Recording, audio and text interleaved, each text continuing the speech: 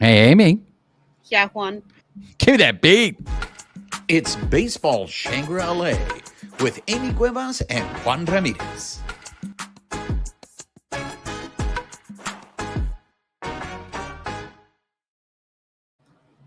What's up, party people? She's Amy Cuevas. I'm Juan Ramirez. You are listening or watching Baseball Shangri-La. If you are listening to us on the audio portion of the show, please make sure you're subscribed to the podcast. Rate us, write us a review. Help spread the word about the show. If you're watching us on YouTube, make sure you're subscribed to our YouTube channel. Hit that notification button. Give us a thumbs up. Leave us your comments. We love engaging with you. And most importantly, make sure you're following us on social media on X at BB Shangri-La, on Instagram, YouTube, and Blue Sky at Baseball Shangri-La. Amy, ¿cómo estás? Hey, it's another week of not baseball. We're a week out from the celebration. It's our anniversary. So, how did you survive? This was your first weekend with no Dodger baseball. Well, so last week I planned my whole spring training trip. That got me through the week, and then this weekend I slept for all the days and nights that I did not sleep during the season. Oh, okay. So you just hibernated. All right. Yep. Good. Mhm. Good deal. I replenished my energy stores. Okay. Well, then let's get right into it. Are there any comments from the comments corner that you want to address? It just everybody seems to be happy that we won. We heard from Juan Ramos, Simply Brandy. I got some comments either on our some of our social media. We heard from Roland. So just everybody generally happy that we won. That's right. All right. Well, let's get into the show then, shall we? And a pleasant good evening to you wherever you may be. Amy, I didn't think we would have to do this for a while, but I think we have some updates. Do you want to start off with the updates? You want to talk roster moves and Yeah, updates? I honestly I did not expect roster moves to happen this quickly, but man, did they happen fast. Yeah, so there have been some moves as we saw, obviously, when the season ended. We had some free agents on our hands. So Kirby Yates, Michael Conforto, Kike, Clayton Kershaw, which we're pretty sure he's not going to go elect for free agency. Miguel Rojas, Andrew Heaney, and What Mike. would you do if he changed his mind? Nothing. Be like, all right, dude. Because How I you was guys gonna figure out a roster spot for him? because I was just thinking about it the other day. He really had the perfect ending. He He went did. out as a champion. Hmm. So I don't think there's a part of him that is going to come back, but wow, I guess it would be awkward, right? If he was just like, "Hey guys, you know what? I changed my mind. I want to come back." But anyways, I It's digress. only awkward if y'all make it awkward. So you know, my biggest concern would be the roster spot. Let's see. That we had a whole bunch of like transaction activations. So obviously all the people that we were used to seeing. If you guys want to check it out on the Dodgers transactions page, you'll see people like Landon Knack, Bobby Miller. They pulled a bunch of people off, the 60-day IL, Nick Frosso. So some names that we hadn't seen in a while. Kyle Hurt, River Ryan, Evan Phillips, Bruce Gratterall, all the moves that you would expect them to start making. But they did send Justin Dean. He was outrighted to Oklahoma City and immediately claimed by the San Francisco Giants on waivers, which is kind of a bummer, but I don't know how much playing time he would have gotten with the Dodgers. Well, considering that I don't think did he get an at bat even in the regular season? He maybe. If he did, it was minimal. Maybe one or two, but honestly, I don't know. You'd have to Yeah, look it up.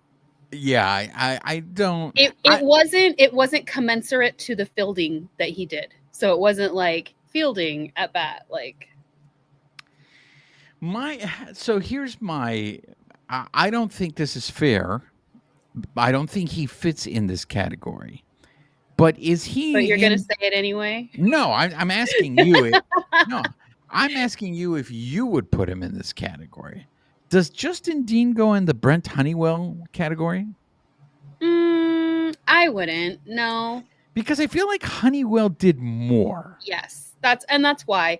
Not for Justin Dean's lack of wanting to do more. Right, It's right, just right. the role that they put him in, which is we hope that Teoscar was healthy, but it kind of makes you wonder, like when he got brought in the latter innings, kind of moving stuff around. But I mean, I hope he gets more playing time in San Francisco. I'm glad at least he had kind of a breakout year, and the fact that he finally got to come up, make his major league debut, because he'd been floating around with the Braves for a while. So if this gives him like major league playing time, then good for him. All right, let's do a quick story time. It's related to Justin Dean. So we're going to talk about the parade and the celebration on this episode, but I'm going to get a little bit ahead of myself because it ties into the whole Justin Dean thing. So my brother-in-law went to the parade, okay, and while he was at the parade, he made a sign that was basically the Justin Dean picture of him up against the wall, putting his arms up in the air, and then he got a We real me and my gals, we have stickers of that. Okay, so my brother-in-law made a poster that he took with him to the parade, and then he got a real baseball and he attached it to where the wall would end on the poster. So there was a real baseball. And so he was walking around. Heavy poster, dude. Exactly. He was walking around the streets of downtown Los Angeles, and everybody wanted to take a picture of him with the poster. They all loved the poster. Well, it turns out that Justin Dean was doing a signing in Montebello, at the shops at Montebello, and so my brother-in-law went to get his poster signed by Justin Dean. And Justin Dean, like, he loved the poster. He took a picture with my brother-in-law. At this time, my brother-in-law, then sends me the picture. It was before, I guess, it happened, but they were not aware. Maybe it was the next day when he sent me the pictures, but they were not aware that Justin Dean had been released by the Dodgers, and that he got this, had just picked them up. So my brother-in-law was all excited, thinking that there's going to be some value in this poster that was signed by Justin Dean. It's emotional and like symbolic value. So I was just like, I had to break it to him when he sent me the picture, the text message. I was like, oh, that's awesome, man. That's great. I'm glad you got that moment with him. You do know the Dodgers just released him, and he got picked up by the Giants. And my brother-in-law was like, what? So I feel like he still captured a moment. Like, good for your brother-in-law. That's awesome. Life comes at you fast, man. It really does. All right, Ferris. Let's get through the rest of these. Continue with your moves. They selected the contract of Robinson Ortiz from Oklahoma City and Ryan Ward, and then they sent Michael Grove. They outrighted him as well. So as far as I know, he hasn't been claimed by anybody off of waivers. So we'll see what happens with him. I think the biggest move that everybody was like, oh, gasping about was that they did DFA Tony Gonsolin. Were you surprised by that? No. Because Tony Gonsolin, it seems, is going to be out for this whole season. And because of the crunch that they have, I mean, look, I know we just had a season where we could literally say you can never have enough pitchers, but I don't think you could count on Tony Gonsolin coming up in the next year, coming up in 2026. But it does make me, that move, while it didn't surprise me, Amy, it did make me wonder if maybe they would do the same thing to Evan Phillips, because Evan Phillips, contract-wise, is in the very same situation as Tony Gonsolin is in, and injury-wise, maybe, I don't know. I don't think we've gotten updates on Phillips. Is there a chance that Phillips will come back at some point in the season of 2026, or is he going to be gone just as long as Gonsolin would have been?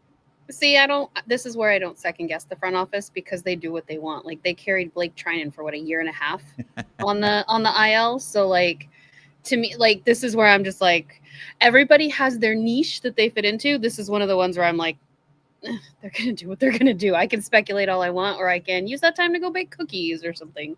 So I'm only thinking about it because there's a numbers crunch. The 40-man is full, and this is before we've signed free agents. And we're gonna save all the free agent talk for later, because they literally just won the World Series. I mean, come on, inane hot stove chatter.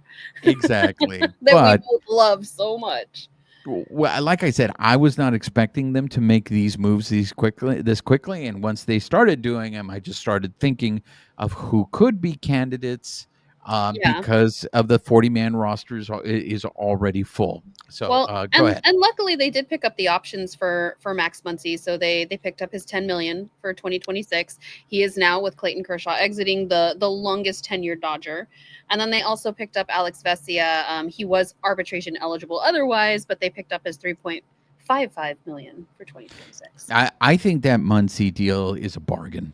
I not only a bargain, I think it's a steal. I really do. Depending on what they do with like, I mean, you're still not really going to shake up the infield. You're going to have Freddie at first. You're going to have Mookie at shortstop. But depending on, do we platoon him at third base? Do we keep him there as like the full time first base or third baseman? He can also play second, so he's versatile.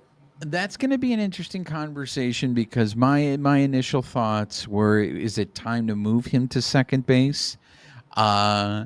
And it's like, who could they sign to play Oh well, third base? Japanese star third baseman. What is it? Man, I think I biffed this. I either put an N or an R. Let me go back to my screenshot here. Munetaka Murakami. He just posted recently, so his 45-day negotiation window just opened. So Yes, and look, we got a lot of time to talk about those things, ladies and gentlemen. But I'm just saying, throwing it out there before anybody's like, "But did you guys know?" Yes, we knew. I was not surprised that they picked up Muncie's option. I would have done the same thing. I'm very curious again. How are all these pieces going to fit? Because I would love to see Hassan Kim actually get more of an opportunity. I feel like the moments he did show signs that he could play. But then I get it. You're in a stretch run. You're trying to win the championship. You went with the veteran presence. You went with what you knew, and it just seemed that at that point Hassan Kim really didn't get the opportunity. So I'm just curious if he will going into next year. But again, these are all questions that will eventually be answered later on. We're only 7 days out from the parade. Exactly. Exactly. Go ahead, Amy. I mean, those were all my big moves. Was there anything? I mean, outside of like awards and stuff that you had on your list? If you do, you have the award stuff. I do have the awards stuff. Like if I'm gonna fly through it real quick and then we can comment on it. Like Shohei is an MVP finalist, shock of all shocks. Yoshinobu is a Cy Young finalist, and then they did announce the Silver Slugger winners. So Shohei won for DH, and then the Dodgers were a team winner for that. All right, let's address the awards. Are you upset? Are you surprised that Will Smith did not get the Silver Slugger for catcher? I mean, I was, but like, given the way some of these awards work, like I was surprised, like even that Mookie didn't get it for shortstop, given how he played this year. But technically, not Mason Wynn. I'm trying to see who was for Silver Slugger. Oh, sorry. I'm jumbling. Like I was looking up Silver Slugger. I was looking up Gold Glove. So I have them all jumbled up in my head. Okay. I mean, I'm just trying to save you because I know people were going to just pounce at that point. Go back. I'm back. Exactly. Yeah. I mean, Hunter Goodman. I mean, that's a choice. I haven't looked up his stats, but I do think. I mean, that good was for Colorado. That was the immediate reaction that I saw, where people were upset about the Will Smith, and I think I have to agree with that. I think that was a snub. I think it was a snub. But see, this is where like Gold Glove, Silver Slugger, whatever. Like, I'm not shocked by this in any way because like even we've seen like the managerial awards, where it's like some of the year, like I think last year even they gave it to, was it? I'm not even going to guess. I don't need a base running blender, but the fact that like Dave Roberts wasn't up there, like I get that they have to spread it around and you don't want the Dodgers winning everything, but I'm not privy to their metrics conversation, so who knows how they're, categorizing all this stuff. Yeah, and I don't think every Dodger should have won that. I Oh, you think don't think it was like 9 silver sluggers for each position? You're not one of those? no, I'm being I'm totally not one of facetious. those. I'm not one of those. Like I said, I do think in terms of first base, I really in terms of the Dodgers players that should have won, I really realistically I think it was Shohei and I think Will Smith. I think those were the contenders. Now I know William Contreras of Milwaukee probably has a good argument to make there for catcher, but I guess my vote is it's still I still would have taken Will Smith I over wonder William Contreras, but here's the issue that we I'm run into. curious what their criteria was because Will Smith has the better batting average. He was 296 to Hunter Goodman's 278. However, Hunter had more at bats last year, more hits, and more home runs. So it was 540 with Hunter Goodman at bats to Will Smith's 362. It was as far as hits 150 to Will Smith's 107, and then home runs 31 to Will Smith's 17. So if they're going off like broader metrics across the board. I mean, that's just me looking at like the highlights. That's not digging into the stats. I just this is where I fall guilty in the sense that I watch every Doyer game and I don't watch every game of the Cerveceros. But I you don't can look watch up every but game of you the can look up stats though. So I mean, if it's based on stats, then it should be very clear cut then who the winner Well, should be, well then right? what is it based on then if it's not based on stats? That's a very good question because I know if you look at the unicorn stats and you look at Kyle Schwarber, and this is why the whole argument with stats I think it gets hard because in some Which is why I categories, don't live hard and fast by them because of this. right, because if you compare those two, like again, my vote would have been for the unicorn. But if you compare those two, there are certain categories where Otani has Schwarber beat, and then there's other categories where Schwarber has Otani beat. So, like, how you're absolutely right. How do you make that decision? And I think that's a good question that you're posing in terms of how do they make up that final decision, especially if you have two players who have very similar compatible Well, numbers. and I'm gonna let you know right now. I have not researched how they judge this. So unless you know, like we're just talking out of our ear at this point.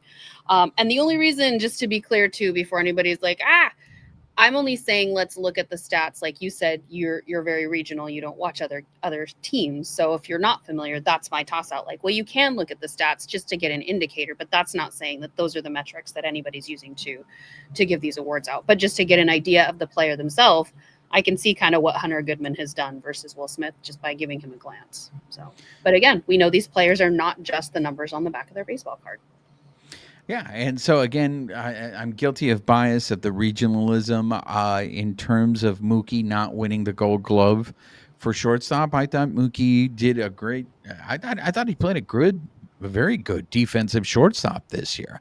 But again, to be fair, I watched every single one of his games. I didn't watch the rest of every. I didn't see the other players, and so I would love to see these people who do vote for these awards.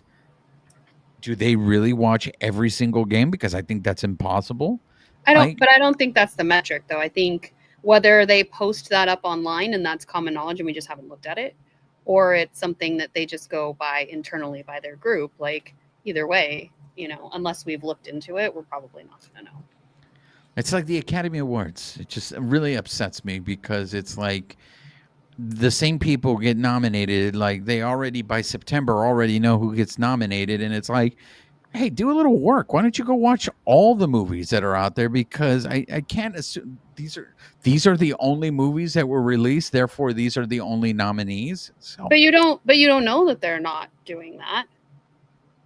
that's true. I don't know. I mean, maybe I am. You're right, being Well, disrespectful to I mean, Hunter Goodman. have you researched how they try to make that determination? I haven't researched that, Okay. and So because I that's all don't. I'm saying is let's not make snap judgments because it sounds like they go off of a bunch of metrics and that's just looking at a quick Google search. So however they're doing this, um, But I guess that's my issue is if we're going strictly by metrics, we're just ignoring the eye test. And I feel like, But that's not what they're saying on here. I'm not going to get into the whole breakdown. It's not just stats though. So like I guess are you just upset that it's not the Dodgers? Is that what this no, comes down I'm not to? upset. I really, seeing Will Smith and the season that he had, I know he had a drop off towards the end of the season, but there was a point there where Will Smith was competing for the batting title. And yes, at the end of the season, and maybe that's what cost him, honestly, to tell you the truth, the Silver Slugger. Maybe was that little slump that he had in the month of September.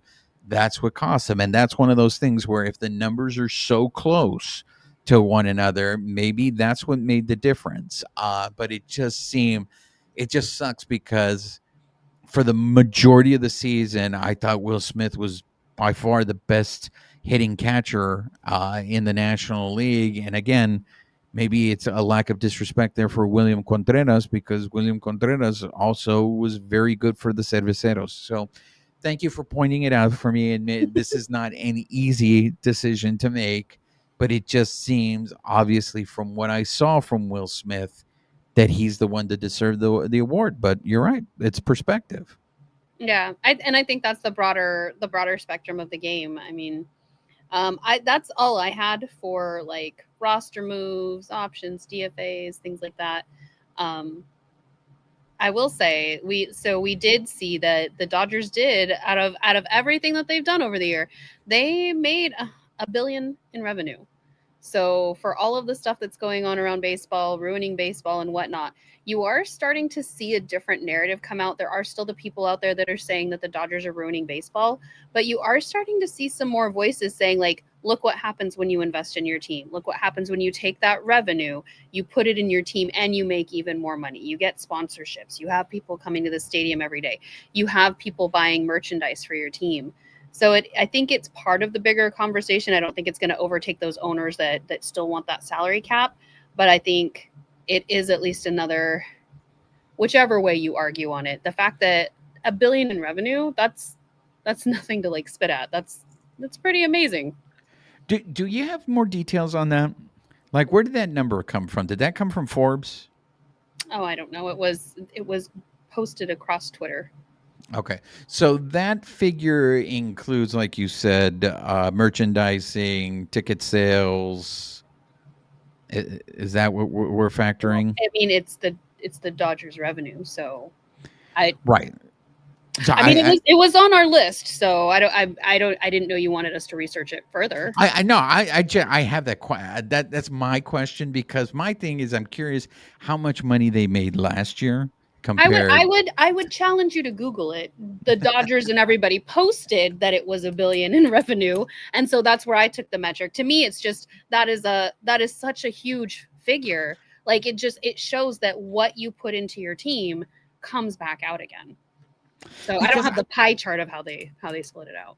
and that's the reason why I was asking because I saw an article with different numbers with different Okay, figures, what'd right? you see? But I think it's 1 year behind because there was one figure and this one and this is the one that they released that really upset people because you saw how much money the teams that weren't spending a lot of money on payroll, how much money they were making. Have you seen this article?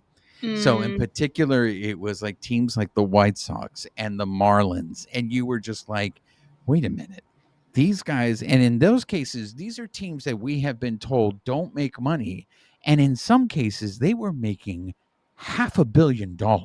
Now, I get it. It doesn't compare to what the Doyers were doing with a billion. But let's say, for example, in that same article, the figure I saw was over 700 million is what the Doyers. So that's why I'm trying to well, if figure you out like so so here's my challenge. We had it on our list. So uh, I prepped what I prepped. If you had more questions, like definitely look that up. I just did a quick Google search, and even Sportico has an article of how the Dodgers became the first MLB team to hit 1 billion in revenue.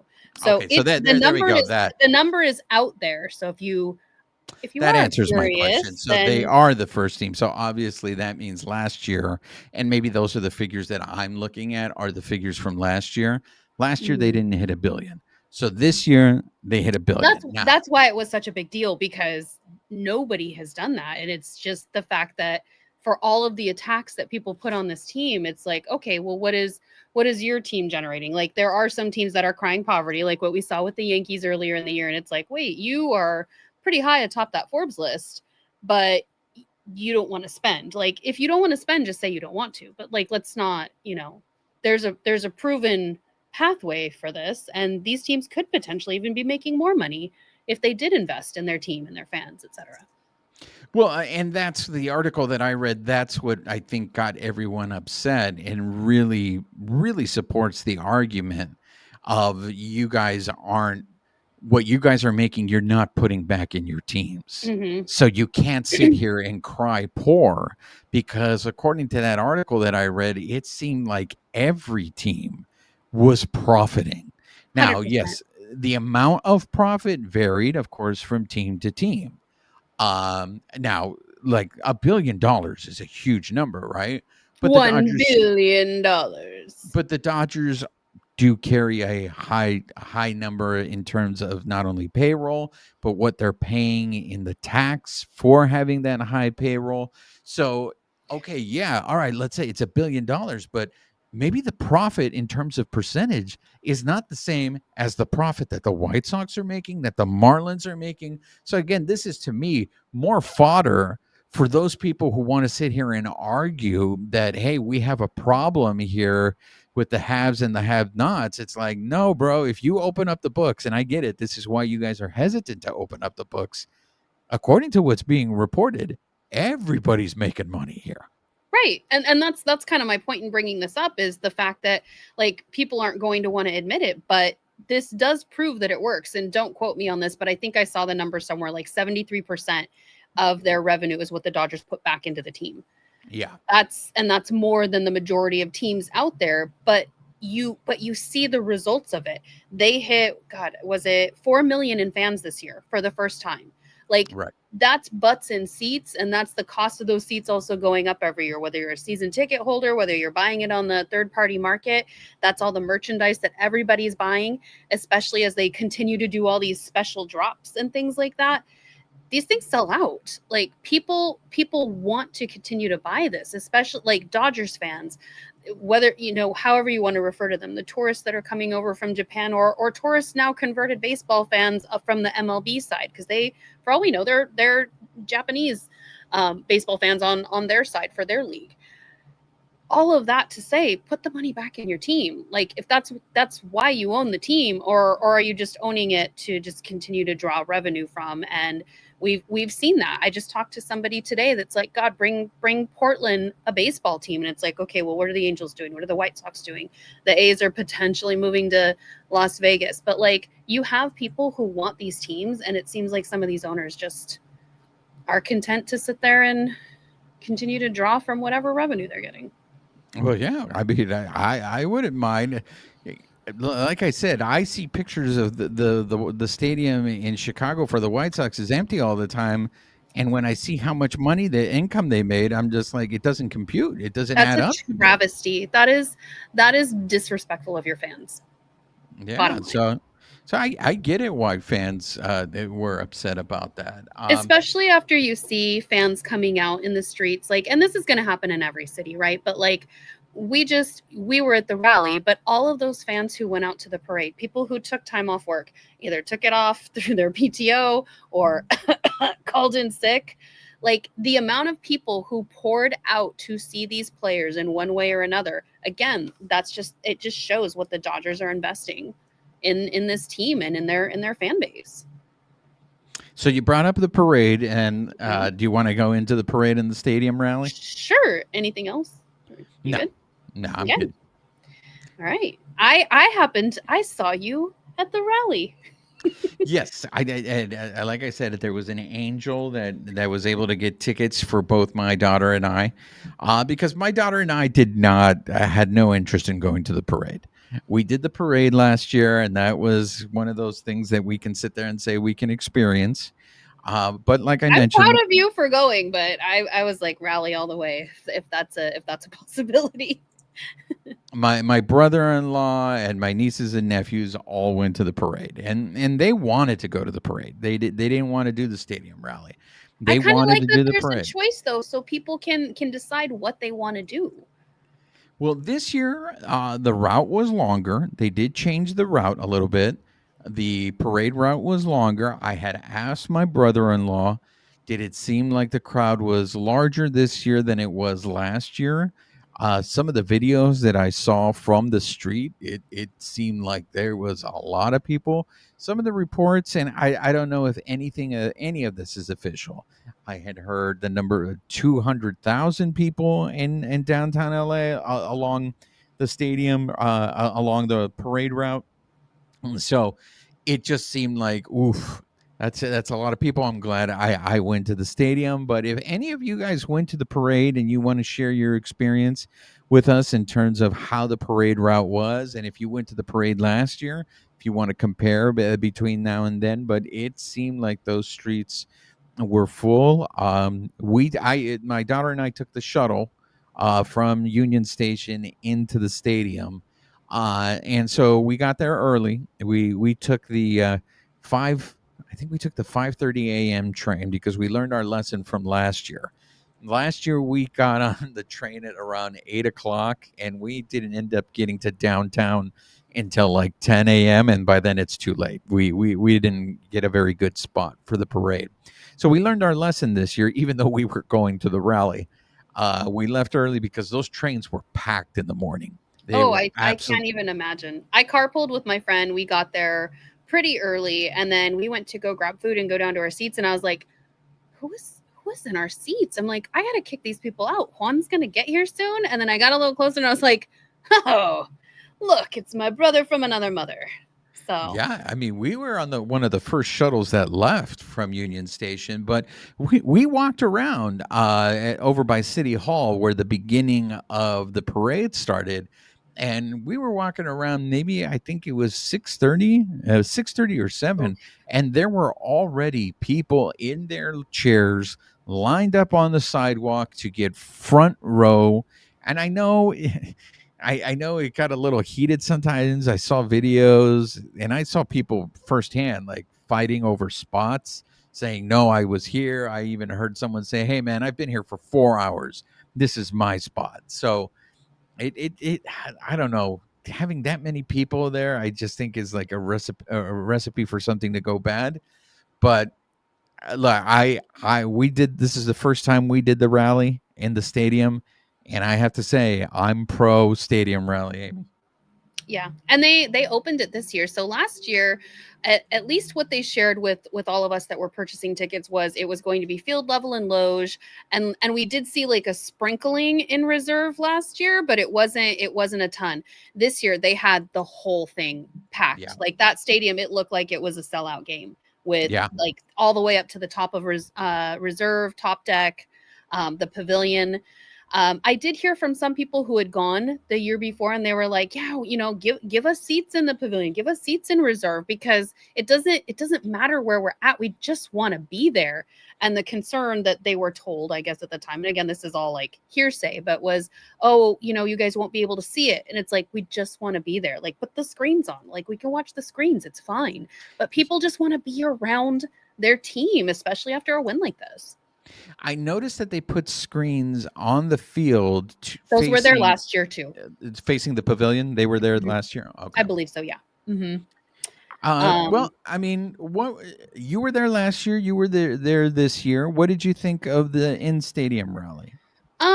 I think the biggest difference was they didn't really have like a performer. Like Mustard was there, which was amazing. Don't get me wrong, but like it felt shorter this year. But somebody had pointed out that possibly having like Mustard play a little bit of music, play them in, might have felt a little more condensed versus like when Ice Cube came in and performed again, and then everybody kind of came in at the same time. Like it just kind of added a little bit to it.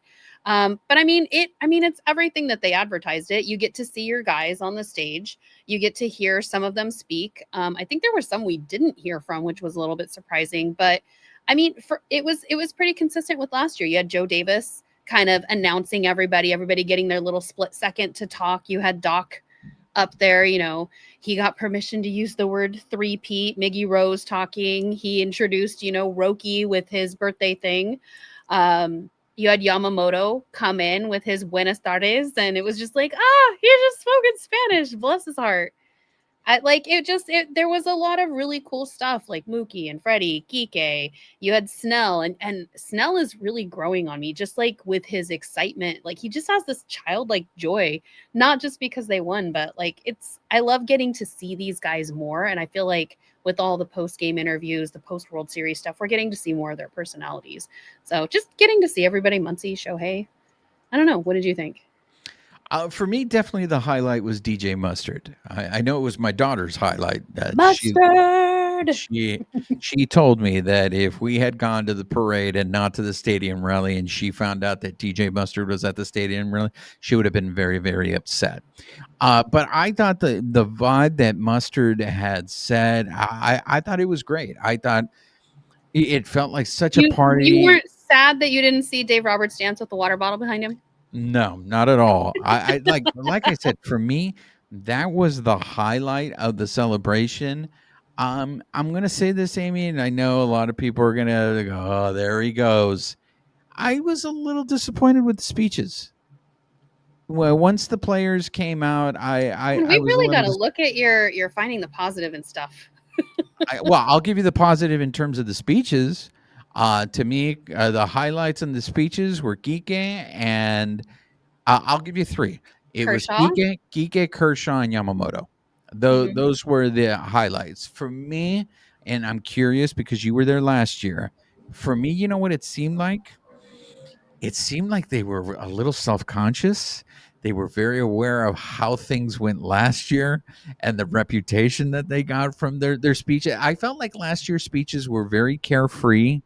They and this I felt they were very measured. They were very succinct. Like Max Muncy, I feel like was just like straight to the point, and that was it. I don't think Will Smith spoke, right? Mm-mm. Not to my And recollection. and I found that odd because he had the whole game-winning home run, and maybe he didn't want to speak. Maybe I feel he like made it these guys clear. had been already talking. Like there's so many media interviews that they had given, so it's like, I mean, I myself would probably feel a little bit self-conscious, especially because we're saying the same things over and over again, especially as they get played on social media, on the internet. You have Kike telling his story on, was it Jimmy Kimmel? But then you've also got him telling it on Mookie's podcast. It's almost the same story, which it should be. He's telling the same story, but like I know I get self-conscious when I repeat myself, even if it's to different audiences. So I think there's a lot that goes into it.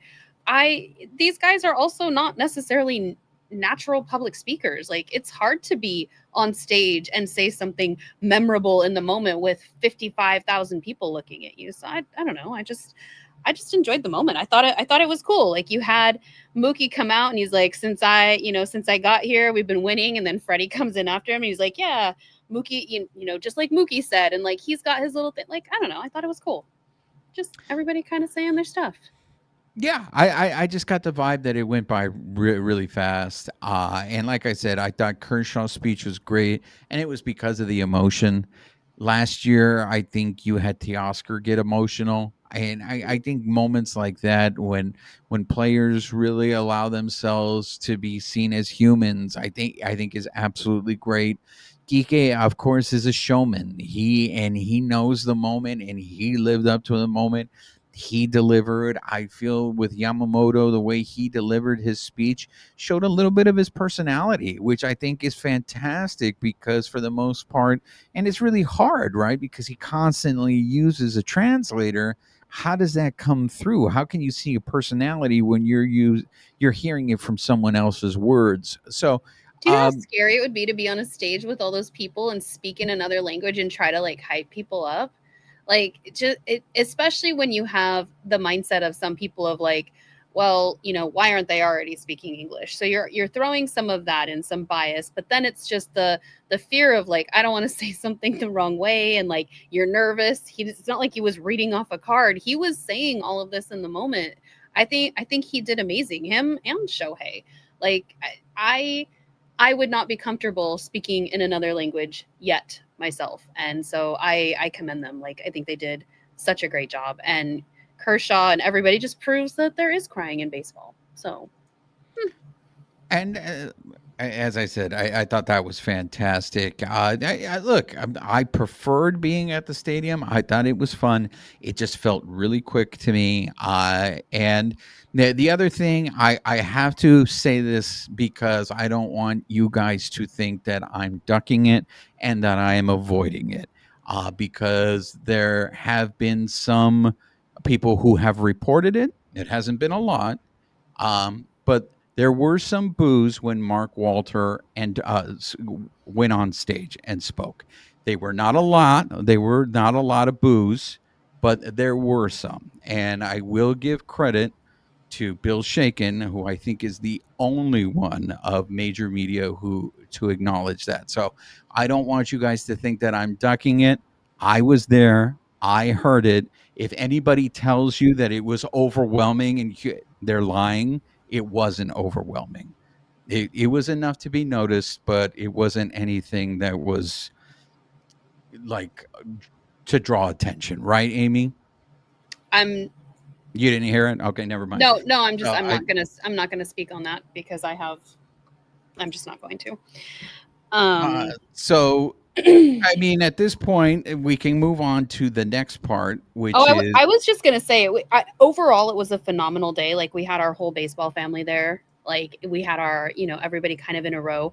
I think the only thing I would just, like, as a PSA to people, and it's not the first time I've experienced it at the stadium, is there's a lot of joy. People want to spread that, and I think that it's great to do that. There was a lot of like confetti thrown on the field from like the confetti machines. It's all paper.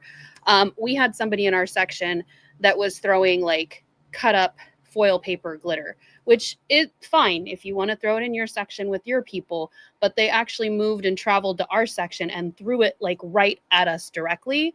And that's where I think you're crossing a line. Like, PSA, like, please, unless you have somebody's consent, please don't throw stuff at them. It ruined my friend's food. I had all of my camera equipment there because I was there also as media. It got in all of my camera equipment. Like, it just, you don't know what people are dealing with. And I understand the excitement and the joy of wanting to spread that. But like, outside of your own people, maybe just don't go up to people and throw stuff at them. I've been at bars where stuff like that's happened, where the Dodgers won, I think it was the Giants game when we were in that playoff. And people just started shooting beers everywhere. And it's like, some of us still have to drive home. I don't want to be driving home in beer. Like, just be conscious of people unless you have their consent. Like, celebrate with your people, but celebrate in your space. no, I think that's fair. Like at LAFC, they have a tradition. If you sit in the supporter section, whenever a goal is scored, they throw beer up in the air. I was unaware of this. You got covered in beer. And I got drenched and I had to drive home and I didn't drink. I didn't Mhm. drink that night, but I reeked of beer. Yeah. And And that's so the only concern, is if you're in other people's, like, if they had not come up to us and thrown, like, they came right at us and threw it at us. Like, they were like right in front of me. And I have skin condition, like, I have very sensitive skin. I can't have that stuff on me. So I was literally trying to pick all of that off before my skin got irritated. Like, you just don't know what people are dealing with. So, keep it in your section. I think that's a very Just valid point. consent, folks. Consent. Yeah, I think that's a valid point. Do you want to talk about Mookie's podcast? Sure. Uh, so I think everybody was really looking forward to this, coming off of what was said in last year's podcast, and I think the state of all the players. Again, this year, I don't think there was, and maybe it spoke to the how it was a very different series. It Hmm. was a really hard fought series, There and was a lot of respect from both teams of each other, I felt like. yeah, so I don't think there was anything that you could say was outrageous or anybody said anything that you were just like, oof, not like compared to what they were saying last year. I did appreciate that Kershaw mentioned that 2017 was an asterisk year. And I know that has been kind of floating around the internet in its own way. I think Joe Girardi had made a point of like everybody having to move on from that because, they were punished enough. And I was like, who was punished? punished enough. Maybe if they were punished, we could all move on. But like, I love that Kershaw was like asterisk here. Like, thank you, my guy. Thank you for saying what we're all thinking. Yeah, I think probably maybe to the thing that you could say was maybe the most scandalous was what they were saying that Hoffman was saying at the time that the bench is cleared, right? See, and I watched it twice, and I didn't see anything about Hoffman in there. So they were saying that he was talking a bunch of crap. On Mookie's thing? You know what? That I watched it think, on the YouTube, and I didn't see anything about Hoffman in there. you know what? That came from that did not come from Mookie's podcast. You're right. That came from the series of interviews that Miguel Rojas did. It might have been with Chris Rose, but you're right. It wasn't on that one because I listened to that one twice It because I was wasn't on taking that notes one on it too. It's definitely out there. John Boy did a breakdown, and because they've now partnered with the MLB, they have additional footage. So like they did, I don't know where that was said. It wasn't during Mookie's and it wasn't during Chris Rose. So I don't want to get base running blunder on you, my friend. But I know that it has been floating around that, he was jawing a little bit more.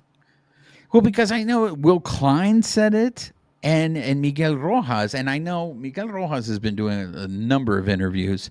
So, okay, I'll have to get back to you guys to see what show it was actually unless said it was on there and that's like they trimmed a bit and it's just like one of those little like teasers that you put up, but in the actual like 30 some odd minute podcast that he posted, because I saw your show notes and I was like, oh, let me go research that. I listened to it twice looking for it, and I was like, they talked about Jimenez, but I didn't see anything about Yeah, Hoffman. no, you're right. It didn't come from Mookie's podcast. It wasn't from Mookie's podcast. So I did love how humble they were on there, because like even in the beginning, like they were talking with Kirby Yates and Justin Robleski, and Robo was talking about how much Kirby had helped him, and Kirby was like, I didn't really do anything though, like like I might have hyped everybody up, but like Mookie was like, no, you don't know what that means to other players. You don't know what you did might have meant to them, and I think that's just something to take away from all those guys. Like they're pushing for each other every day, and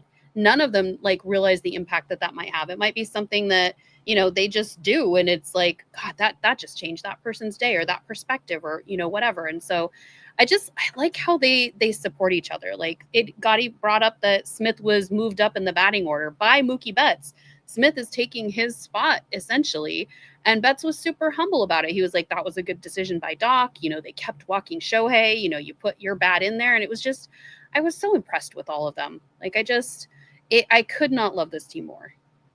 Did you see speaking of Kirby Yates, have you seen the picture with Kike and then there's an ass in the background?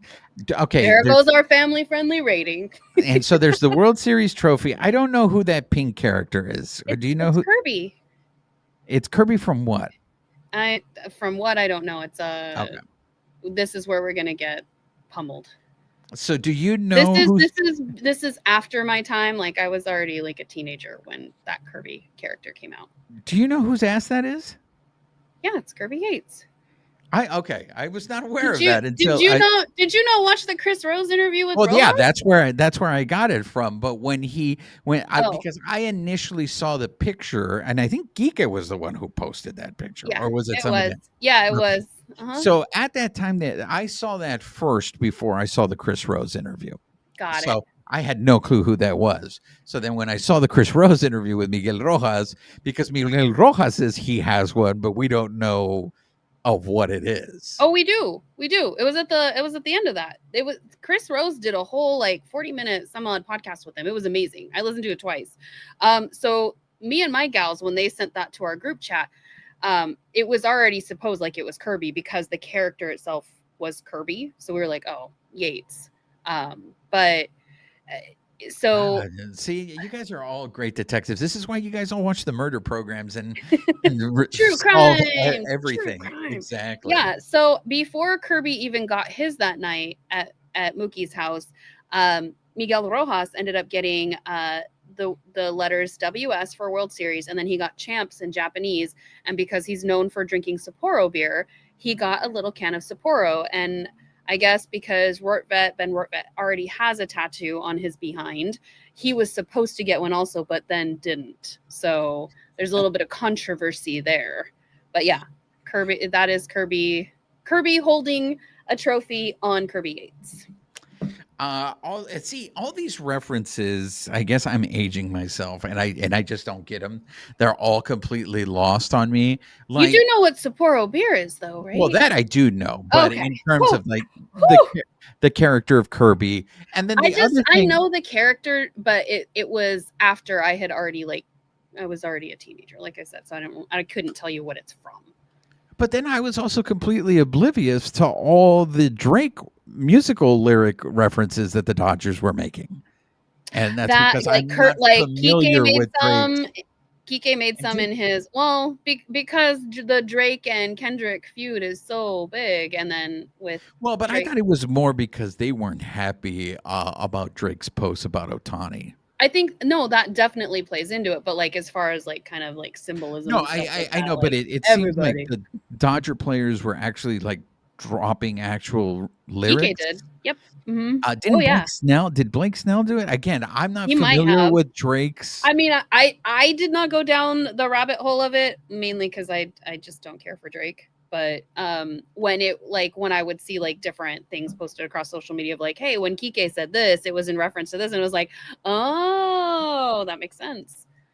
I So will they were say they this. were saying like Kike pays attention to stuff you may not think, and then he'll drop the knowledge like when you least expect it.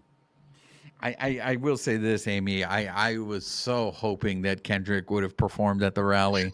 When Uh, we had Mustard there, I was like, and yeah. then I was like, But well, Mustard's good too. Don't get me wrong, but I was But hoping. if there was any time for him to appear at this, it would have been this year, I thought. But Well, and then we saw Ice Cube drive in the blue yeah, convertible, so it was like, all right, we're not gonna get Kendrick this year. Maybe yeah, next. exactly. They go for the three-peat. Honestly, if they weren't able to get Kendrick up until this point, I just think Kendrick doesn't want to do it. So Yeah. Did you see Mookie say that because they were talking about the 18 inning game, and Mookie was saying that it was boring because everybody was just trying to hit bombs. And he was like, the 11 inning game was more exciting. And somebody's like, well, yeah, it was game 7. But Kershaw even alluded to kind of what we were already talking about before. He's like, yeah, we're all a bunch of old people. Like, we just needed Freddie to hit the home run so we could all go home. He hit it so he could go home to his kids. And it was like, I feel every word in that sentence, Kershaw. well, and that's why it's you have to listen to what players are saying, right? And Nomar was saying that the whole post game after that game was referencing the loop in the Dodgers swing, the loop in the Dodgers swing. And so when you have players on their own team admitting to it, I mean, it's just one of those things. He's It's like, we like, were tired. We were tired. yeah. So it I was, gotta send you the Chris Rose podcast because it was really good. Like there were so many things on there. You've probably seen some of the clips. Like, did you hear like that when Miggy Rowe hit that home run? Shohei told him like, you can't retire. You're playing with me for 10 more years. And Miggy Rowe was like, I'm old. I'll play with you next year for sure. But like, just there were just there were so many gems on that podcast well, outside of the tattoos. well, because that podcast also saw Miguel Rojas get a little raw and admit that he struggled mentally this Mhm. year with him in terms, and I think what Miguel Rojas was saying is probably something that could have applied not only to every Dodger at some point during the season, but probably every major league Mhm. player, is that sense of doubt that creeps in. And look, he had already put out there that next year is going to be his last year. Um, so I think he clearly wants to come back to the Dodgers. Oh, I think he put that out there specifically to try to get the Dodgers, and maybe the way he hit the home run that he hit, and the way that him being in game 6 and 7 really altered that series. And I feel like Dodgers ownership, I think, recognizes the same way you bring Geekit back. There are certain intangibles that players have that you need. Maybe you need it for the regular season, but you need it for the postseason. So I do think they'll find a way to bring Miguel Rojas back for one more year. And honestly, Amy, I wouldn't be surprised if he does end up retiring next year, if he ends up finding a position in the organization after he retires. I think Miguel Rojas is going to eventually be a manager in Major League Baseball. And that's all stuff he covered in the Chris Rose podcast. Like he covered all of that. Basically that like he trusts the front office, but he pulled a half Joe Kelly. Like he wants to be in LA, but when like Chris Rose pressed him on it, he's like, well, I do have some options, but he's playing regardless next year. But after that, he's like my body hurts. Like even that, just all the stuff that we talked about last week with him, coming in, he had to get injections to come into that game 7, and they tried to like talk to him about game 6, and he's like, I don't really want to talk about it, I don't want to see it. He's like, that play makes me nervous because it was so close. Even though they've won the World Series, it just goes to show like these guys, like there's a lot to this game. Like he mentioned like that this game is like it's a roller coaster, and the baseball team, whoever your team is, they're the roller coaster, and we all just go on this ride, but like this is their life. And you alluded to some of his like the dark place that he was in, and I think this is where it's dangerous, especially with social media, where some people can end up rewriting history. He was so worried that he thought he was going to be DFA'd.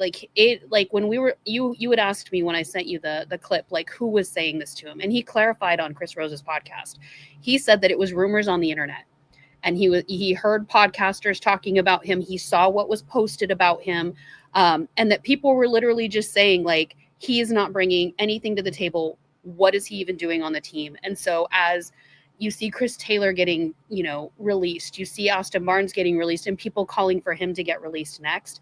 Like this is the stuff where like now everybody's high on the Miggy Rowe train, but it's like some of us were here all along, and that's not the point. The point is like these guys are always working hard. Like the fact that people, in his words, were dogging him to the point where he was mentally upset in a dark place until Kike talked to him. Like that's, again, that kind of goes with stuff you've brought up before, like these players getting death threats and things like that. These are the people we should be supporting. Why are we bringing them down? And so he's like, he talked about Pajes and stuff like that. And he's like, bottom line, support your guys. Like we're your roller coaster. We understand that we are the up and down ride for you guys, but like support us along the way. Don't tear us down. See, that's really interesting, because I feel like what he is talking, because I know the first thing that someone would say after hearing that is like, bro, you're a Major League Baseball player. Why are you even listening to these podcasters? But for me, what it does is it brings up another interesting question, because it's actually something we fall into, and it's something that I actually am really uncomfortable with. And that is the line between journalism and opinion. That line has been erased for a very long time, and that's not something that it started here. I mean, ESPN, when you have people out there giving opinions, and you have to sit there and you go, wait, but you're supposed to be objective. You're a reporter. And this is why I want to give credit to the beat writers that cover the team, because for the most part, and you correct me if I'm wrong, Amy, because you're around it more. So I feel like the beat writers do a pretty good job of being objective and are not rah, sis, boom, bah, clearly cheering for them. Am I wrong there? I'm going to abstain because I'm around all of those people. So I like forest for the trees. Like I'll keep my opinions to myself. But I think that also goes with like the line you're talking about. I don't know how you feel. Like if you just feel like you can say anything on this show, I don't feel like I can. I will share my opinions and whatever research I've done up to a point, but I stop because of one, that line, two, because of stuff that we've talked about, gatekeeping and certain things, and the internet being forever. But there's certain things like where I don't feel like we should tear players down. Like I don't think that necessarily falls on homerism, but that's not how I want to cover this team. They may not be doing, maybe you have a player that's not doing as well. I don't think we need to rip them apart for that. They're already doing it themselves. So for me, I try to hold, I don't know, maybe it's a different line, but I I don't know. I'm very careful with what I say because I don't think these guys listen to our show, but but enough people do where I don't want to be that swaying or that negative talk track out there.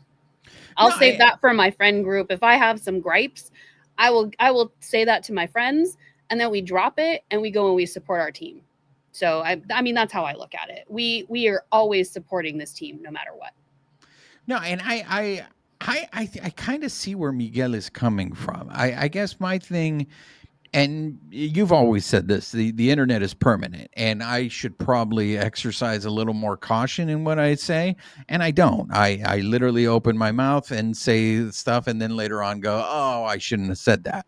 And it's Uh, not necessarily that it's not that I don't value sharing with our listeners. Like I think that's important. That's the whole reason that we're talking on this show.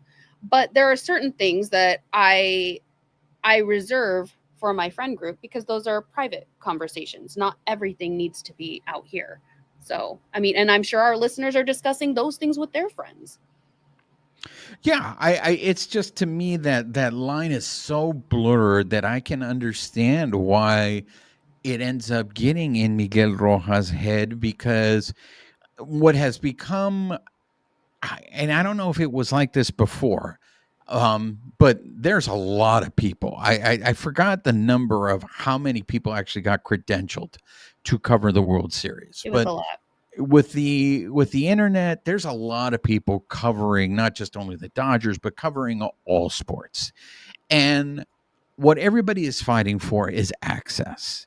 And what makes me a little bit uncomfortable is almost that if, in order for you to get access, you have to play nice, right? So if you do play nice, then that means there's no objectivity. I'll give you, I guess, the best way to describe what I'm trying to get at is when you see Stephen A. Smith sitting in the owner's booth with Jerry Jones of the Dallas Cowboys, that to me is very troubling because now this is the argument, right? I look at Stephen A. Smith and go, you're still a journalist. Stephen A. Smith will say, I'm not a journalist. I'm not a beat writer. I'm an opinion. I give my opinion here. So for me, there's an uncomfortable relationship just from seeing the two together because now I start questioning, well, how much of this information is objective? How much is, is there an agenda behind it? So if Miguel Rojas is talking to people that he feels he has a bond with, and then those same people have a podcast and now they're ripping him, I could totally see why Miguel Rojas gets, it's like, hey man, I trusted you. I thought we were boys, and now you're out here ripping me, saying that I shouldn't even be on the team. I can see why he it got to his head, and it's just the unfortunate line that's been blurred that I don't know how you fix it now. Well, and I don't know that it's necessarily like even people he's talking to. Like he's saying it's rumors on the internet across the board. He mentioned podcasters, but that's not the only thing. Like these guys see the posts about them. Like I mean, unless you're living under a rock and you decide, you know what, I'm just not going to social media. But I don't know. I also think that we can be better. Like you can still be objective, and I think it also comes down to wearing many hats. When I sit as a season ticket holder, I don't want somebody to be like, well, you don't have a right to be here because you're media on other days. That's not fair. I'm still a person. I love this team. I check that at the door when I walk in the press box, and I don't cheer, and I am objective while I'm in there.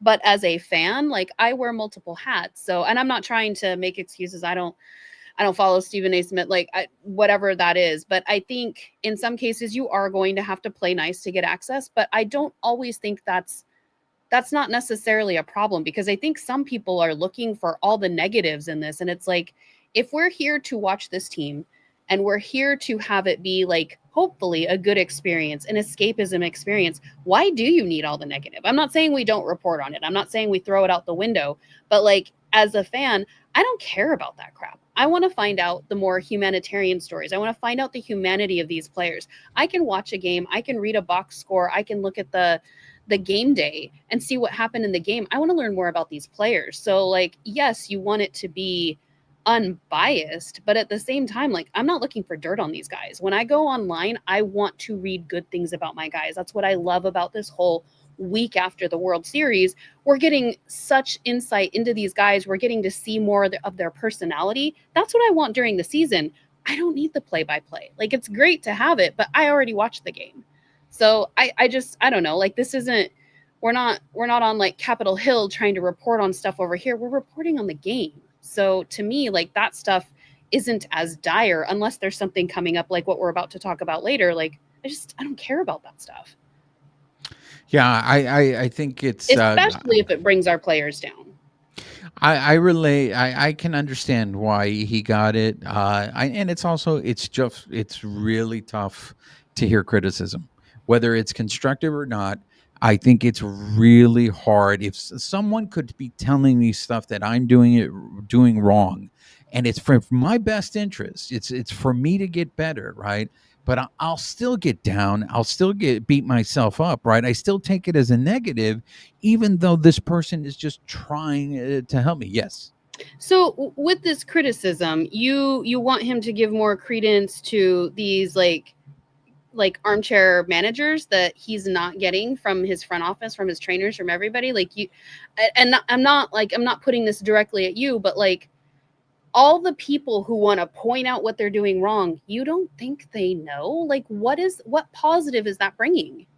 Right. And that's why it's easier said than done. I wish he wouldn't let it get to him, especially if it's coming from, like, I think the guys at The Spectrum. little bit that you and I have gotten online has been hurtful, and these guys are getting it on like a infinitesimal like spectrum. Like, it is so much more than the little bits we've gotten here and there. I hated every minute of any negative comments we got that from people that didn't know us, didn't watch the show, took a snippet out of context. And so I guess that's where I turned it around, like, empathetically, and like, that's why are we doing that to them? Why would nobody wants that done to them? Why would you do it to these guys who are playing their hearts out? I don't care if they're millionaires. I don't care if they're 100,000aires. They're playing a game that we're all watching. They're ruining their bodies to do it. Like, respect them. Don't tear them down. Yeah. No, I mean, look, there's no greater example of how hard it is to play this sport when you have stuff going on between your ears. I know you like human moments. Like, for me, this just really lends itself to them wearing the 51 on the hats, Mm-hmm. because that was not something that they had to do. It was something that they chose to do. And It's bigger than baseball.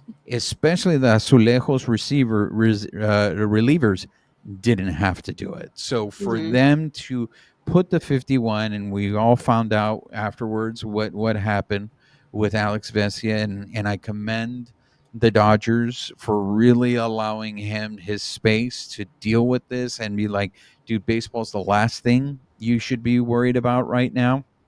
Uh, and then I saw this story, and I don't know if you saw this as well, Amy. But they made donations. The way they were phrasing it didn't. There's a certain group that deals. I don't know, is it with childhood illnesses, but there were donations made in the Vesia name. They kept saying that it was Dodger fans that were making these donations, but I believe it was a charity in Canada. So I don't know if maybe Blue Jays fans were making the donations in there as well. So that's why I'm like, how can you just narrow it down that Dodger fans were doing it? Because if anything was clear from this World Series, is these damn Canadians are really good people, and it feels bad that we had to beat them. But it's stuff like that that really puts into perspective, like what we're talking about here, Miguel. Yes, there are those moments, but then there's moments like what they did to support Alex Vesia, both on and off the field. And I think that's where I think we have watched baseball for so long one way, seemingly. And I think that's where we can all grow in our fandom, is really just to let's celebrate these players. Let's come together, support each other as fans, support these guys. Like, because I don't, that's what I love about this game, is this is what brings us all together. You're talking about getting to watch it on the side of like the water tower, the strangers that you were with. It is such a uniting factor. It makes me so sad that like there are comments that can be so divisive or so detrimental to players. And I just like, for what? Like, for what purpose? Like, what purpose does it serve? Does it make that person feel better in that moment? Like, because it's not helping the player. So like, so for what? And I think that's just an opportunity for all of us to really just look inside ourselves and see how we're interacting with the sport.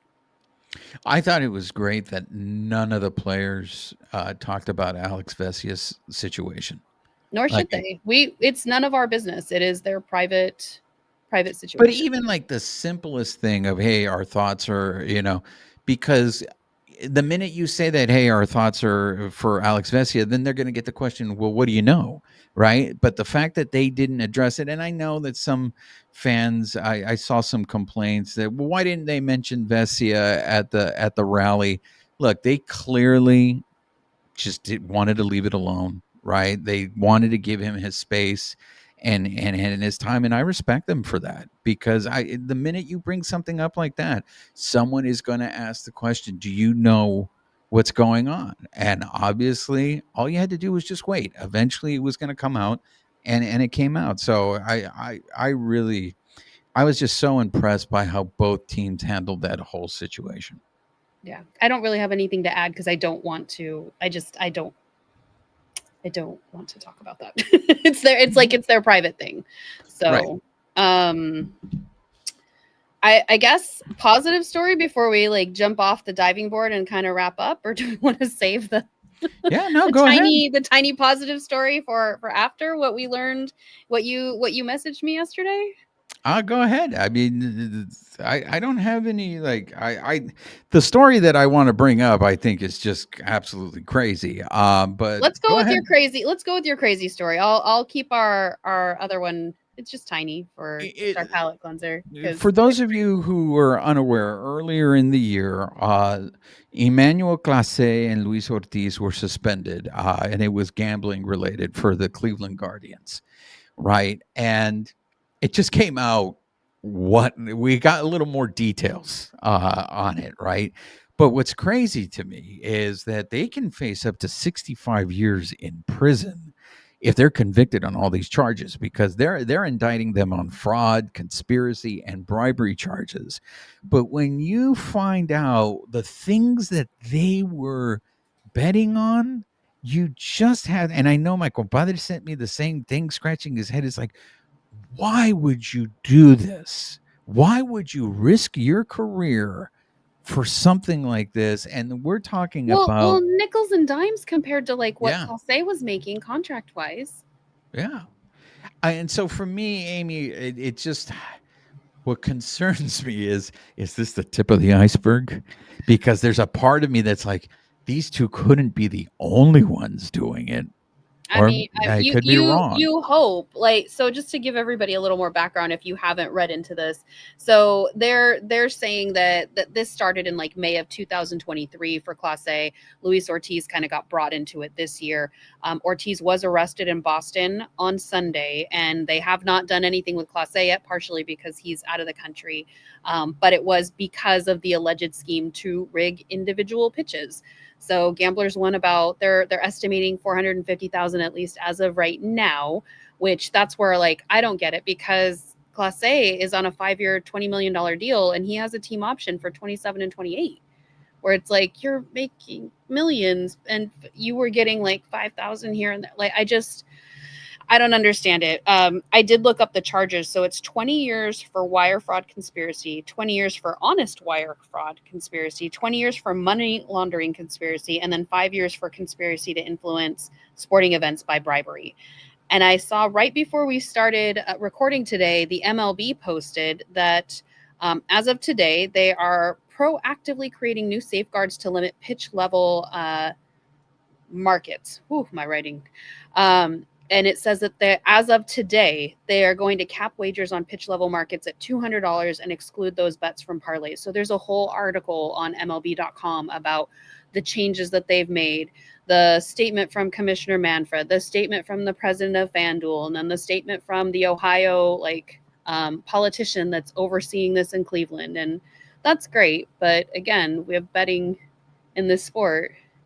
And I just don't know how you have the two go together when it's like you see betting ads and then it's like, if you have a gambling problem, call this number. And it's like, Look, Amy, after reading the details of this, I was just my naivete was just completely was showing because I just thought, oh, okay, they're betting on games strictly wins and losses. But when you see that these are basically prop bets that these guys are doing, see, and this is so out of my wheelhouse. Like I don't gamble just because one, I don't, it's one more thing I'd have to go research. And two, I like knowing where my money's going. I could go buy a book, jacket, pay my bills. So for me, it's not something that brings me joy. no, it doesn't bring me joy at all. Again, it was just a reminder of how naive I am to think that gambling is not an issue in sports, that to think Mhm. that it's just something that is only to the spectator is just something the Pandora's box has completely been open, and I Mhm. know that nothing came out of the Shohei scandal in terms of Shohei, but look, the sport has a history of it. Go to Pete Rose, go before then, 1919. Yeah, exactly. You've So got the it's like, Black Sox scandal that like they still, I mean, we don't even still know the whole story of that scandal. right. And then you have the problems that the NBA is having. You have to assume that the NFL, I mean, and look, when sports openly embraced gambling because they wanted the revenue of it, again, be careful what you wish for. But I don't know, Amy, when I Yeah, read the the details, Ohio governor said, "I urge other sports leagues to follow Major League Baseball's example with similar action." It's I like, I okay. I don't know. I really I So here's what Mr. Manfred had to say. So he said, since the Supreme Court decision opened the door to legalize sport betting, Major League Baseball has continuously worked with industry and regulatory stakeholders across the country to uphold our most important priority, protecting the integrity of our games for the fans. I commend Ohio Governor DeWine for his leadership on this issue over the last several months. I also commend the industry for working with us to take action on a national solution to address the risks posed by these pitch level markets, which are particularly vulnerable to integrity concerns. We look forward to continuing to work with all stakeholders, including licensed betting operators, elected officials, and regulators, to ensure we are always protecting the integrity of our game. Isn't that wholesome? yeah, it's I don't know. I just thought this story was crazy. I just came across the things that they were betting on. It completely Well, I Andy was Paez was the subject of one of them. exactly. Exactly. That's He why was I'm in just this. He was in this. The court transcripts, not him, but the play itself. right. Yeah. So that again, that's it just makes me like I just felt very naive reading it. I'm very naive and going and now it's like it's gonna be hard for me to watch a game and something that seems odd. Am I gonna be like, is something fishy going on here? Well, Because and the it's unfortunate for those of us who don't bet on games. Like I don't want yeah, the sanctity of our sport to be sullied because other people want to bet on it. Like I don't know. I mean, we have no control over it, much like everything else. So I mean, it is what it is, but just kind of unfortunate. all right, give me some positivity since I ruined the whole show with all my You didn't negative ruin the whole points. show. I hadn't even realized this happened until you texted me yesterday, so I'm glad you did. We did hear, so obviously there were a lot of moments during the World Series that were memorable, and so the National Baseball Hall of Fame is going to be taking a lot of those memorabilia items. So Freddie Freeman's Game 3 bat, Klein's Game 3 glove, the base from the 18-inning game, Dave Roberts' road jersey, Mookie Betts' final out glove, Smith's Game 7 spikes, Yamamoto's Game 7 hat, and then Andrew Friedman's championship celebration shirt. So all of those will be on display at the Baseball Hall of Fame. They had a really cool display last year for it, so I'm curious to see what else ends up in that display. And then they always have like a ring for each winning team there in like that. I think it's the third floor of the Hall of Fame. So if you ever get a chance to go, it's pretty cool. Speaking of Hall of Fame, so they announced the candidates for the what is used to be known as the Veterans Committee. Now it's the Contemporary Baseball Era Committee. Do you have that, or do you want me to go over it? No, I didn't have that on our list. Go for it. Take it away.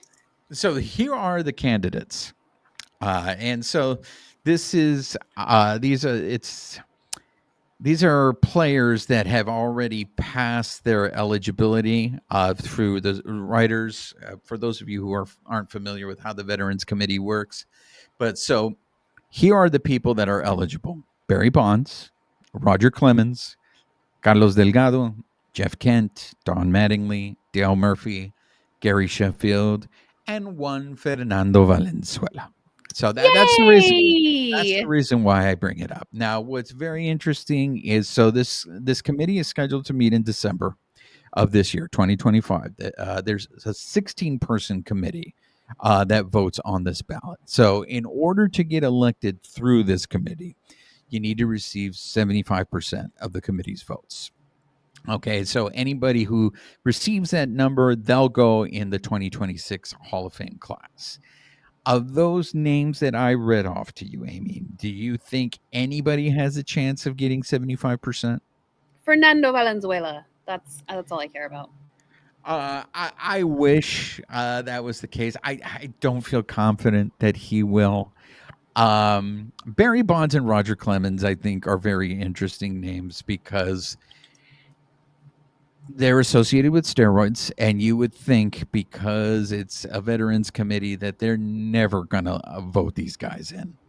You said their names, and my nose kind of wrinkled a little bit. Jeff Kent, maybe. I'm going to bring Dale Murphy. I know a lot of people have made arguments for Dale Murphy that he should be in the Hall of Fame. So I think maybe Dale Murphy might have the best chance to get in through the Veterans Committee. I know a lot of people. Gary Sheffield is a guy that unfortunately I think is also tied into the steroids. It's not as prevalent as Barry Bonds and Roger Clemens, but some people have mentioned his name, so I wonder if that will hurt him. I think the other interesting name is Don Mattingly. Now, this is Did where you I'm see going to. he left the Blue Jays? Yeah. So here's the thing. For those of you who have followed me long enough, know that I was not a big fan of Don Mattingly when he was the manager of the Doyers. I particularly was not a fan of how he left the organization. So when Don Mattingly has never won a World Series, and there has to be He some got to level. go to one this year. Well, there's got to be a level of empathy for him, right? Because the year he retired, the next year, when he retired from the Yankees, the next year the Yankees won the World Series. So, and What is it? Always a bridesmaid, never a bride. look, if you look at his career, I mean, the guy's put up numbers. I mean, I don't think you can ever question his ability as a player, which I am not. I just question his ability as a manager. But Is because he in I'm a your Fight hater, Club?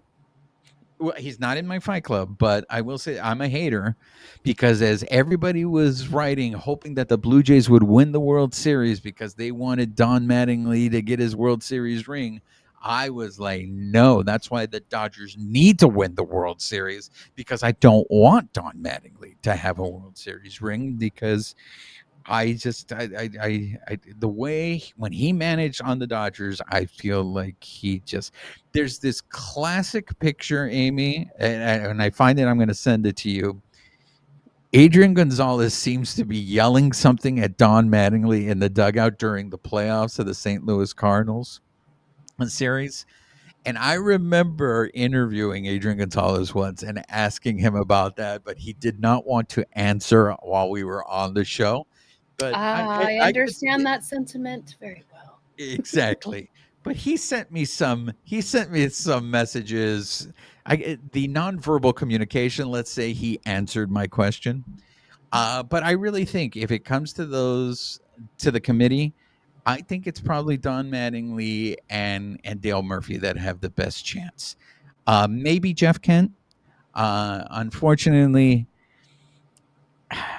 I Fernando It Valenzuela depends to on me. what they're rating them on though. Like, is Yeah, it yeah. stats only? Is it like community contributions or cultural contributions? Because that can be argued in some cases as well. So I mean, it'll definitely depend on what their criteria are. So I'm I sure think we'll that's definitely the argument. The cultural argument for Valenzuela is why he should be a Hall of Famer.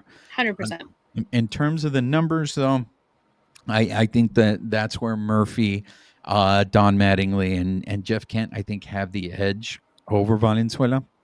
But definitely, if it was just based on the cultural contributions to the sport, Valenzuela would already be a Hall of Famer. Oh, the rules and sticking points, though. Good grief. Speaking of Valenzuela, did you see on the spring training calendar that there is going to be a game where the Dodgers play Team Mexico? So it'll be like a WBC matchup versus the Dodgers. Why don't you tell us more? Oh, so for those of you who might be interested, March 4th, the Dodgers will be playing Team Mexico at Camelback Ranch. So if you're planning your trip out there, Wednesday would be an excellent day to go. And this is a perfect reminder for everyone that next year is going to be a World Baseball Classic year. I was I'm a looking big at the cities and I was bummed. I was hoping yeah, they would come back to Arizona because that would be very convenient for me. But I think it's Houston and Florida. yeah. And I was like, neither place I'm going to go to. So. I love the World Baseball Classic. I think it's fantastic. The drama that we had in the last one when it was Shohei versus Mike Trout and how Shohei broke my heart the series before as Japan beat Mexico in the semifinals. I thought I was so excited, Amy. I thought it was going to be a US versus Mexico final. Oh, And and I got to watch Quique with Puerto Rico. Like the game. Oh, it's so good. Speaking of world baseball, Kenta Maeda is returning to Japan to continue his career there. So he's yeah, I leaving the saw that. MLB. Yeah. So and in other news, the Dodgers have partnered with Habit Burgers, so we should see them in Centerfield Plaza. Everything I saw the press release, and then everything else online that I saw on social media was like, does that mean Shake Shack is out? So it That's remains to be seen.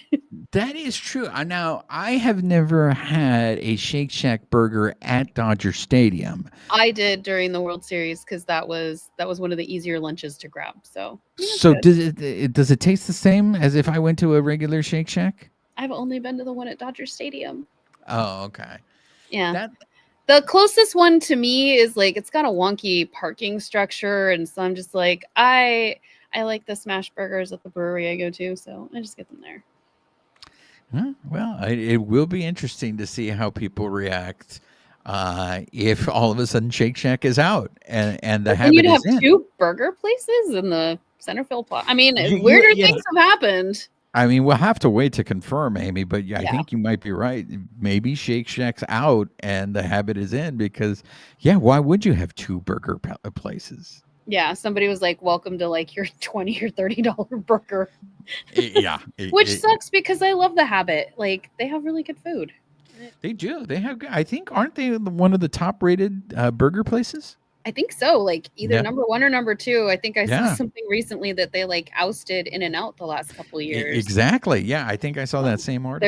There's some infighting going on with the burger joints. So So whew. anything else, Amy?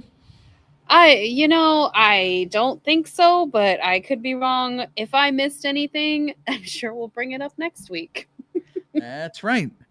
Now, in terms of when we will be having another show, that's still up for debate, guys, because it's the off season. It will So depend on the stories. We don't want to just come over here and talk your ear off. I we mean, can talk to we you guys can, about food. obviously. Yeah, we can talk to you about food if you want. But yes, so a lot during the off season, a lot of the episodes will depend on if there is news to talk about. I don't think now obviously the winter meetings won't be until after Thanksgiving. It'll be in the beginning of December. So Oh yeah, we have holidays to contend with for some people. So Yeah, exactly. So just because if you don't see an episode doesn't mean we're gone. we're not It's just- going anywhere. We're just waiting to compile Yeah. some news for you so we don't bore your faces off. We're just waiting for topics to talk about. So We'll be All right. collecting them all. So that's going to do it for this episode. For those of you, if you've been listening to us on the audio portion of the show, please make sure you're subscribed to the podcast, rate us, write us a review, help spread the word about the show. If you're watching us on YouTube, make sure you're subscribed to our YouTube channel. Hit that notification button, give us a thumbs up, leave us your comments. We love engaging with you. And most importantly, make sure you're following us on social media on X at BB Shangri-La, on Instagram, YouTube, and Bluesky at Baseball Shangri-La. She is Amie Cuevas. I'm Juan Ramirez. Nos despedimos con un beso. Amie, say goodbye to the people. Goodbye, people.